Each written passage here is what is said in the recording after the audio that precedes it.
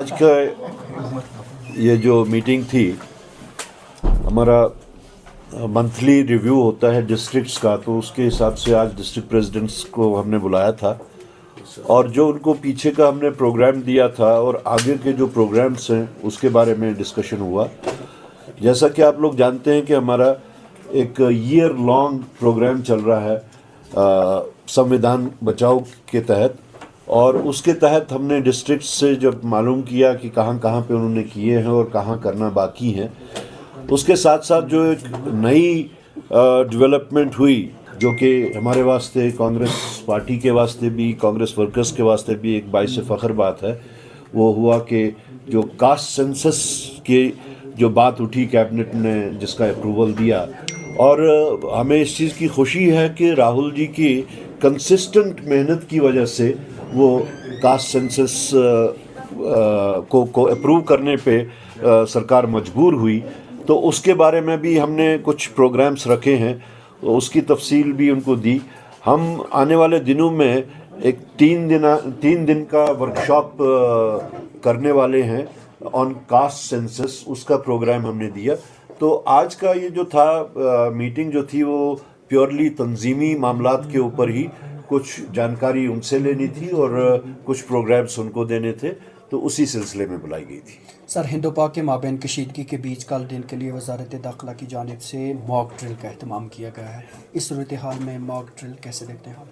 देखिए, mock drill का होना तो ये अपनी प्रिपेयर्डनेस है।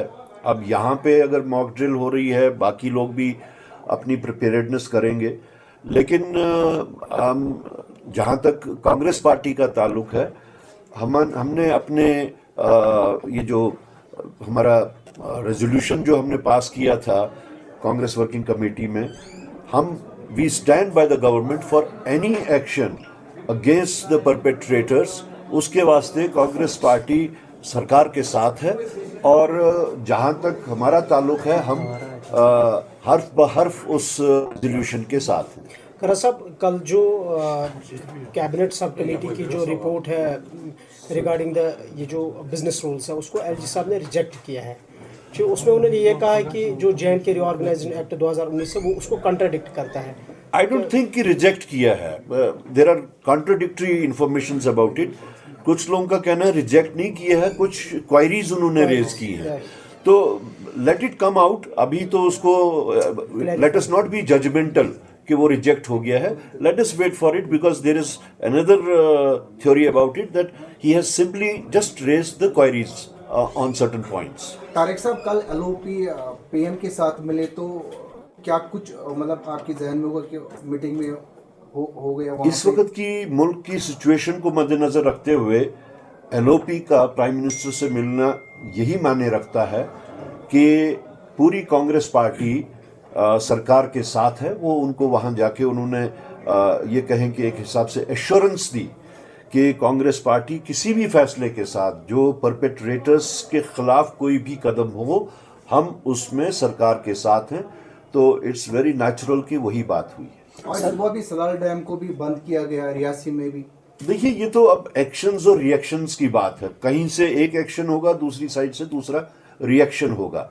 तो हम तो जहाँ तक सरकार का ताल्लुक है, चाहे उसका क्या असर निकलता है, Congress party is on record to say कि परपेट्रेटर्स के खिलाफ, टेररिज्म के खिलाफ सरकार जो भी कदम लेगी, कांग्रेस पार्टी उसके साथ है। सर, सरकार का आपने हमेशा बोला नोबडी इज वॉर तो इज अ वॉर, ये लफ्ज ही जो है वो एक कहे तो खतरनाक लफ्ज है, इसके बड़े दूररस नताइज होते हैं बाद में।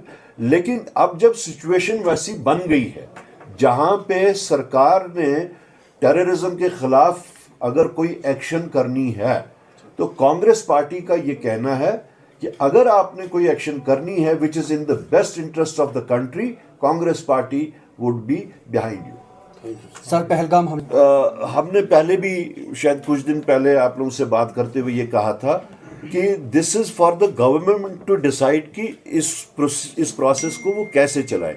बट हमने साथ में वर्ड ऑफ कॉशन भी दिया था कि उनको एहतियात करनी चाहिए कि इसमें बेगुनाह लोग न फंसे, इसमें कोई ऐसा कार्रवाई ना हो जिसके वास्ते कल को पछतावा करना पड़े, और they must exercise caution in it.